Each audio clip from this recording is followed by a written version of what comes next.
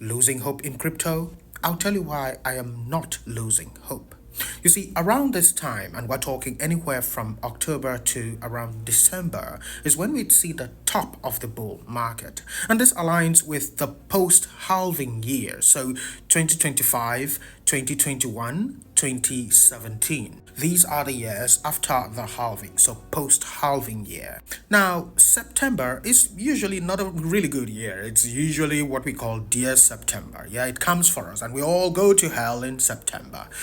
But in the previous cycles, around this time, we would have gone so massively up that you'd be in heavy profits. But this time around, it seems like we're still in the bear market for altcoins. However, Bitcoin dominance has not dropped. This is what we are expecting. In the past, it happened here. All the major gains of 2021, they came from this drop right here, which is what we're expecting here.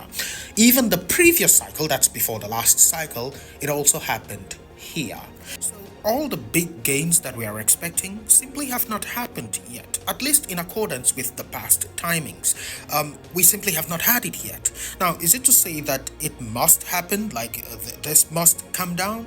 No, there are never any guarantees in these markets. But solely looking at the data, we have credible reasons to believe that this thing is going to drop. Now, there's no way this thing is going to drop without moving altcoins to the upside, because the drop here literally means that money will be flowing from Bitcoin into altcoin. I still see some people who come to ask me about why some meme coins are not pumping, why some altcoins or even smaller cap cryptos are not pumping, and usually I just take them back to this chart. And really, this is just how money flows in crypto. We need Bitcoin to do well and even reach close to its top before we can start to see these large caps start to do some astronomical figures, and then mid caps and low caps, perhaps micro caps and meme coins do well. If we skip this whole process from large caps to mid caps and perhaps low caps and go straight to meme coins and micro caps, and they do some crazy numbers, that could then go back to Bitcoin and to fiat, concluding the whole cycle. So really, the biggest problem with this cycle is not that coins haven't pumped, because, well, in past bear markets they did not pump.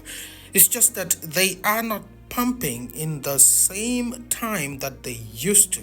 So the markets are really undergoing a drastic change here. Even Bitcoin's diminishing returns, which worked in the previous cycles, did not work this time. If we were following the diminishing returns, then Bitcoin should have topped out somewhere around 89,000-ish.